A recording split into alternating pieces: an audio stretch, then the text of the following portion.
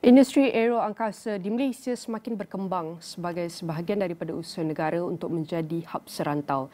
Ia merangkumi pembangunan, pengeluaran penyelenggaraan dan sokongan teknologi berkaitan penerbangan dan juga angkasa lepas. Industri ini bukan sahaja menyumbang kepada pembangunan teknologi tinggi tetapi juga membuka peluang pekerjaan bernilai tinggi dan memperkukuh kedudukan Malaysia dalam rantaian bekalan global. Dan sudah bersedia untuk mengulas lebih lanjut mengenai isu ini menjelang Belanjawan 2026, kita bersama dengan Profesor Syamsul Kamal Abu Samah, Ketua Pegawai Eksekutif NICOM Malaysia. Saya nak ucapkan terima kasih Prof kerana sudi meluangkan masa bersama kami. Kita tinggal beberapa hari saja sebelum pembentangan Belanjawan 2026. Sudah tu banyak harapan dan jangkaan dalam dokumen tahunan ini. Dan melihat kepada industri aerokasa semakin menjadi pemacu penting kepada ekonomi berteknologi tinggi negara high-tech ini, khususnya di bawah pelan Indo Industri Aerokasa Malaysia 2030 MAIB dalam konteks memperkukuhkan rantaian bekalan dan juga untuk kita tarik lagi pelaburan yang bernilai tinggi lebih banyak. Apa antara langkah yang strategik yang perlu dan mesti digerakkan bagi memastikan Malaysia ini kekal berdaya saing sebagai hub pembuatan dan penyelenggaraan aeroangkasa bukan sahaja di peringkat domestik tapi sehinggalah ke peringkat serantau, Prof? Ya, terima kasih atas peluang yang diberikan. Untuk NICOM Malaysia, kita melihat bahawa untuk proses 2025 ke atas atau sehingga 2030, industri ini akan berkembang dengan sangat pesat. Jadi untuk kita bersedia fasa ketiga pembangunan industri aerokasa di bawah MAIB 2030, kita memerlukan satu lonjakan baru yang mana kita perlu adaptasikan teknologi-teknologi yang telah sedia ada di pasaran dan juga melihat bagaimana kita boleh mengeluarkan produk-produk yang terbaru sama ada untuk tuntutan domestik dan juga tuntutan dari segi internasional. Jadi dalam kes ini kita akan meneruskan usaha kita untuk meningkatkan dari segi kekuatan vendor tempatan, terutamanya yang boleh mengenal pasti bagaimana kita boleh mengeluarkan produk-produk yang lebih tinggi dan mempunyai keupayaan yang lebih teratur. Kita sedia maklum bahawa beberapa aktiviti yang telah pun berlaku di Malaysia seperti pengambil alihan Spirit Aerosystem oleh CTRM dan juga pengembangan aktiviti MRO di Malaysia. Jadi ini memberikan satu peluang yang sangat luas kepada Malaysia untuk mengembangkan aktiviti-aktiviti kita dan menarik minat syarikat-syarikat asing untuk berada di Malaysia, menjadikan Malaysia sebagai hub untuk menerokai industri ataupun pasaran di Asia Tenggara. Jadi ini merupakan satu perkara yang sangat penting kepada kita dan pada tahun 2026 kita akan melancarkan program transformasi ekosistem rantaian aeroangkasa strategik yang kita berharap bahawa di bawah bajet 2026 akan diberi tumpuan terhadap usaha kita bagi mengembangkan kepakaran teknologi tempatan dan juga kemahiran tempatan untuk pasaran global. Baik, itu adalah antara usaha untuk kita memperkukuhkan lagi rantaian bekalan dan aeroangkasa, termasuk juga dengan bagaimana untuk memastikan daya saing itu berada dalam keadaan yang terbaik di peringkat tempatan hinggalah ke peringkat antarabangsa. Dan Prof, saya ingin sentuh juga kepada hala tuju ataupun direction penerbangan rendah karbon di Malaysia ini. Di mana seiring komitmen global terhadap kelestarian, sektor penerbangan kini menuju ke arah penggunaan tenaga hijau dan Sustainable Aviation Fuel SAF. Dan Malaysia sudah memulakan langkah melalui inisiatif Petronas dan beberapa lagi rakan industri. Bagaimana sektor ini boleh digerakkan secara lebih menyeluruh, holistik lagi, termasuk dari segi pembangunan teknologi, supply chain dan juga polisi sokongan kerajaan agar Malaysia dapat betul-betul muncul sebagai peneraju pioneer serantau dalam penerbangan rendah karbon ini?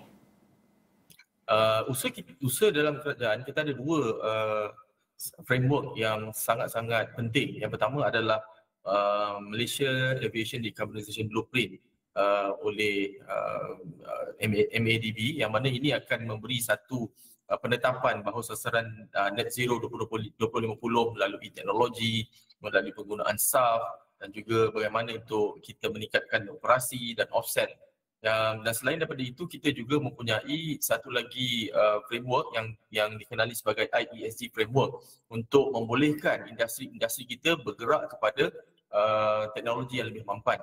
Jadi untuk menyokong pembangunan industri ataupun sektor penerbangan Malaysia, kita memang telah bermula dari segi penghasilan SAF di peringkat Malaysia, yang mana kita pun sudah maklum bahawa Petronas telah pun mula untuk menyalurkan ataupun memberi saf campuran tempatan pertama untuk Malaysia Airlines pada bulan September 2025, dan beberapa aktiviti seperti trial ataupun flight testing telah dilakukan sebelum ini. Selain daripada itu, terdapat beberapa investment daripada pihak luar yang juga melihat bagaimana boleh mengguna pakai feedstock dalaman ataupun sumber tempatan untuk diguna atau dinaik taraf dari segi kualiti ataupun peningkatan dari segi produk di masa hadapan. Jadi ini yang kita katakan bahawa produk tempatan boleh digunakan untuk produk berteknologi tinggi seperti SAF ini. Selain daripada itu, kalau kita lihat di dalam teknologi penerbangan telah ada beberapa elemen-elemen penggunaan seperti penolak kapal terbang yang berasaskan kepada bateri, dan juga penggunaan EV di dalam kalangan kenderaan-kenderaan dalam angkatan terbang. Ini juga akan memberi sokongan kepada usaha untuk kita menyahkabunkan dari segi penggunaan teknologi-teknologi yang mengeluarkan karbon. Jadi ini antara usaha-usaha yang sedang dipertingkatkan, bukan hanya di peringkat operasi iaitu airline, tetapi juga untuk di peringkat airport, dan yang mana kalau kita lihat tadi untuk IECG framework, syarikat-syarikat seperti pembuatan aero angkasa dan MRO juga sedang mengexpandkan mereka dari segi aktiviti-aktiviti yang berkaitan dengan aktiviti yang rendah karbon. Dan kalau kita lihat segala pembangunan dalam industri ini, infrastruktur, tenaga hijau, supply chain ini merupakan antara keseluruhan ekosistem untuk memastikan pembangunan industri aerokasa itu berada di landasan yang betul, Prof. Namun kita tidak dapat gerakkan ini tanpa bakat yang betul, dan kita lihat industri ini akan sentiasa berkembang, berevolusi, dan kita memerlukan skill-skill yang juga relevan terhadap pembangunan dan perkembangan industri ini. Jadi kejayaan industri aerokasa banyak bergantung kepada keupayaan bakat dan tenaga mahir tempatan. Apa antara pendekatan terbaik untuk pastikan institusi latihan, universiti dan pemain industri itu bergerak seiring dalam melahirkan engineer, juruteknik, profesional berkemahiran tinggi? Bagaimana, Prof? Pada tahun 2020 ini, kita telah pun menggerakkan satu aktiviti yang kita panggil Iltizam Usaha Insan, satu inisiatif di bawah sokongan Kementerian Kewangan untuk memenuhi keperluan pasaran semasa, terutamanya dalam sektor MRO yang juga memberi sokongan kepada sektor penerbangan dan aero angkasa punya manufacturing. Dan selain daripada itu, kita juga melihat bagaimana membangunkan beberapa pelajar-pelajar seramai 200 orang untuk structured OJT. Jadi kita merasakan bahawa keperluan untuk aktiviti seperti ini atau program Iltizam ini diteruskan di bawah bajet 2026 akan memberi impak yang lebih besar kepada kita, yang mana kita boleh memberikan satu sistem sokongan untuk mereka melaksanakan latihan, upskilling, reskilling, dan juga beberapa aktiviti yang berkaitan dengan certification, yang maknanya pembangunan dari segi profesional. Jadi dengan kemasukan pelabur-pelabur dari luar dan juga domestik yang semakin berkembang bermula beberapa tahun kebelakang ini selepas COVID-19, kita memerlukan pekerja-pekerja yang mempunyai kepakaran dalam berbagai bidang, dan terutamanya dengan menggunakan robot, automation, sistem-sistem tertentu, dan juga bagaimana kita boleh menganalisa data untuk kepentingan masa hadapan. Jadi selepas daripada aktiviti yang kita laksanakan di bawah Iltizam ini, kita merasakan bahawa satu peningkatan dari segi modul dan juga silibus perlu dilakukan secara berterusan di peringkat universiti dan juga peringkat pusat latihan. Jadi ini akan dilakukan secara berterusan oleh pihak kita.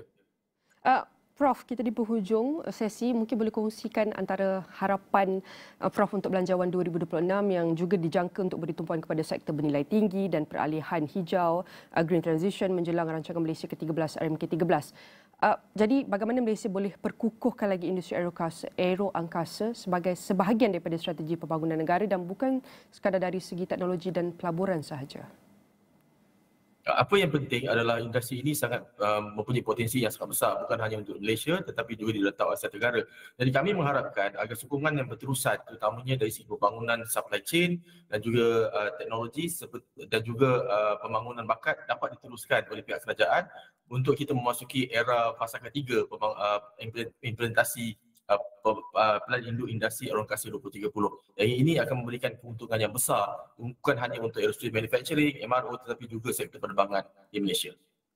Baik, dan kita berharap sokongan berterusan itu dapat diperkukuh dan dimantapkan, terutama apa yang telah dikongsikan oleh Prof, pelbagai dimensi utama seperti investment, infrastruktur, pembangunan bakat dan pelbagai lagi untuk memastikan industri aerokasa berada pada tahap yang kalau kita lihat berada tahap yang lebih baik bukan sahaja di peringkat tempatan sehinggalah ke peringkat antarabangsa. Dan sudah tentu saya nak ucapkan terima kasih kepada Profesor Syamsul Kamal Abu Samah, Ketua Pegawai Eksekutif NAICO Malaysia, dan setiap perbincangan ini akan kami rangkumkan dalam astrawani.com dan di semua platform digital Astrawani.